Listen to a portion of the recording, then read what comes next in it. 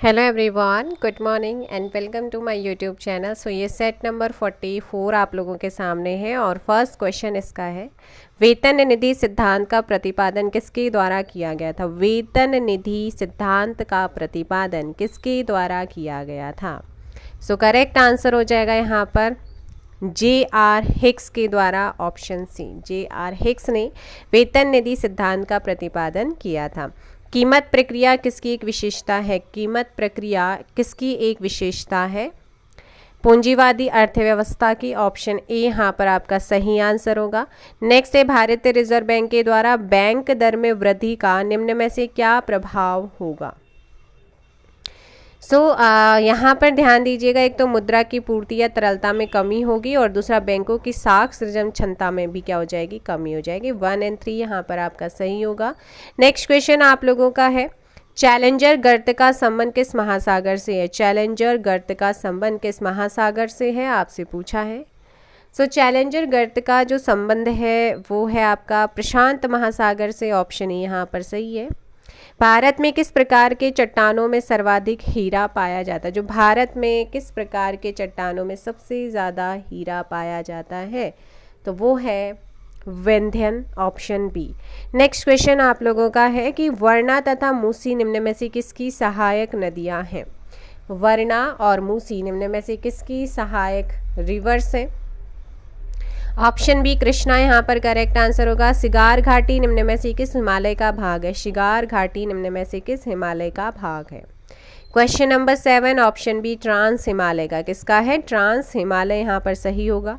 भारत का नियाग्रा किस जलप्रपात को कहा जाता है। भारत का नियाग्रा किस जलप्रपात को कहा जाता है। क्वेश्चन नंबर 8, चित्रकूट जलप्रपात को कहते हैं।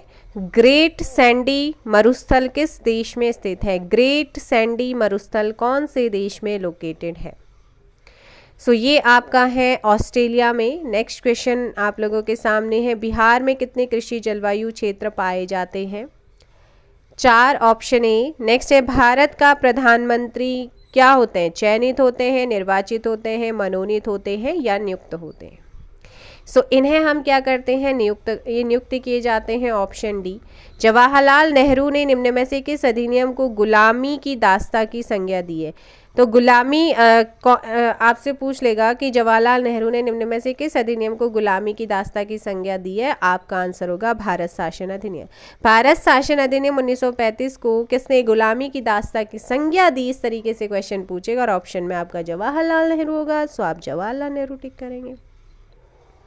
संविधान के निर्माण के लिए गठित संविधान सभा का प्रतीक चिन्ह क्या था। संविधान के निर्माण के लिए गठित संविधान सभा का प्रतीक चिन्ह आपसे पूछा गया है। क्वेश्चन नंबर 13, हाथी, ऑप्शन सी।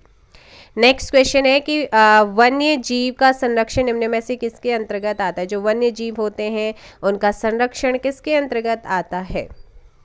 ये मौलिक कर्तव्य भी है और राज्य के नीति निर्देशक तत्व के अधीन आता है, इसीलिए आंसर होगा ए एंड सी। नेक्स्ट, कल्याणकारी राज्य का उद्देश्य क्या है। कल्याणकारी राज्य के उद्देश्य की बात करते हैं तो वो है आपका अधिकतम लोगों का अधिकतम कल्याण करना, option B. Next question, Bharat के किस राष्ट्रपति को दार्शनिक राजा कहा जाता है। भारत के किस राष्ट्रपति को दार्शनिक राजा कहा जाता है। 16 का यहाँ पर जो करेक्ट आंसर होगा ना वो जाएगा सी, डॉक्टर राधा कृष्णन को। किसे कहा जाता है, डॉक्टर राधा कृष्णन। भारतीय संविधान के किस अनुच्छेद में पंचायती राज संस्थान का प्रावधान है। भारतीय संविधान के किस अनुच्छेद में पंचायती राज संस्थान का प्रावधान है। अनुच्छेद 40। यदि पंचायत को भंग किया जाता है तो उसका चुनाव कितने समय के भीतर करवाया जाना अनिवार्य है। यदि पंचायत को भंग किया जाता है तो उसका चुनाव कितने समय के भीतर करवाया जाना अनिवार्य है। 6 माह, ऑप्शन सी। नेक्स्ट क्वेश्चन आप लोगों का है, किस समिति ने भारत में लोकपाल की नियुक्ति का सुझाव दिया था। वो कौन सी समिति है जिसने भारत में लोकपाल की समिति का सुझाव दिया है। प्रशासनिक सुधार आयोग, यहाँ पर करेक्ट आंसर होगा डी। ठीक है, डी। पन्नालाल घोष का संबंध किस वाद्य यंत्र से है। बांसुरी, यहाँ पर करेक्ट आंसर। राष्ट्रीय कैडेट कोर एनसीसी की स्थापना किस वर्ष हुई। नेशनल कैडेट कॉर्प्स राष्ट्रीय कैडेट कोर की स्थापना किस वर्ष हुई है। 1948 यहाँ पर सही होगा। नेक्स्ट क्वेश्चन, 1990 में HTML का आविष्कार किसने किया था? 1990 में HTML का आविष्कार किसने किया? ये टिम बर्नर्स-ली ने किया था, ऑप्शन बी। आगे है, संयुक्त राष्ट्र संघ के किस अंग को दुनिया का पुलिसमैन कहा जाता है? संयुक्त राष्ट्र संघ के किस अंग को दुनिया का पुलिसमैन कहा जाता है? तो ये है आपका सुरक्षा परिषद, security council, option C. Kanchi के मुक्तेश्वर मंदिर का निर्माण किस शासक के द्वारा करवाया गया? कांची के मुक्तेश्वर मंदिर का निर्माण किस शासक के द्वारा करवाया गया था? नंदी वर्मन सेकंड के द्वारा, ऑप्शन बी। मेगास्थनीज ने भारतीय समाज को कितने भागों में विभाजित किया था? 7 यहाँ पर करेक्ट आंसर होगा, ऑप्शन सी। स्वामी विवेकानंद के द्वारा बेलूर मठ की स्थापना कब की गई थी? Option A 1897। नेक्स्ट क्वेश्चन, किस गवर्नर जनरल के कार्यकाल के दौरान नेटिव मैरिज एक्ट को पारित किया गया था? लॉर्ड नॉर्थ ब्रुक के टाइम पर, ऑप्शन बी यहाँ पर सही। मैं एक क्रांतिकारी के रूप में कार्य करता हूँ कथन किसका है? जवाहरलाल नेहरू। विजयनगर साम्राज्य पर शासन करने वाले शासकों का क्रम आपसे पूछेगा, तो इसमें जो क्रम आपका सही है, एक तो संगम, फिर सुलु वंश, फिर तुलु वंश, फिर अराविडु। आंसर हो जाएगा बी यहाँ पर करेक्ट आंसर होगा। नेक्स्ट है, निम्नलिखित विद्रोह तथा प्रभावित क्षेत्रों में किसका मिलान सही नहीं है? कल मैंने आपको क्वेश्चंस कराए थे और उसमें चुआर विद्रोह झारखंड नहीं था, ऑप्शन सी यहाँ पर आपका गलत है। नेक्स्ट है कि सिख धर्मगुरु ने गुरुमुखी लिपि का आरंभ किया था? किस सिख धर्मगुरु ने गुरुमुखी लिपि का आरंभ किया था? गुरु अंगद ने। यूएनडीपी ने अपनी पहली मानव विकास रिपोर्ट किस वर्ष प्रकाशित की थी? 1990 यहाँ पर करेक्ट आंसर होगा 32 का बी। दी थर्ड पिलर पुस्तक के लेखक कौन है? द थर्ड पिलर पुस्तक के लेखक रघुराम जी राजन है, ऑप्शन ए। निम्नलिखित में से कौन पर्यावरण में शामिल है? निम्नलिखित में से कौन पर्यावरण में शामिल है? तो वो है ये पौधे, भूमि, पशु, सभी के सभी आते हैं, ऑप्शन डी 34 का। नेक्स्ट क्वेश्चन 35, आल्पस पर्वत के विस्तृत क्षेत्र से संबंधित देश कौन सा? आल्पस पर्वत की विस्तृत क्षेत्र से संबंधित देश कौन सा है? फ्रांस और स्विट्जरलैंड, ऑप्शन डी। दूध उदाहरण है, दूध किसका उदाहरण है? दूध पायस का उदाहरण है, ऑप्शन डी यहाँ पर सही होगा। आगे है एक्वारीजिया निम्नलिखित में से किसे मिलाकर बनाया जाता है? एक्वारीजिया निम्नलिखित में से किसे मिलाकर बनाया जाता है? तो वो है आपका HCl + HNO3, ऑप्शन सी। आगे है शक्ति का मात्रक होता है, वाट शक्ति का मात्रक होता है।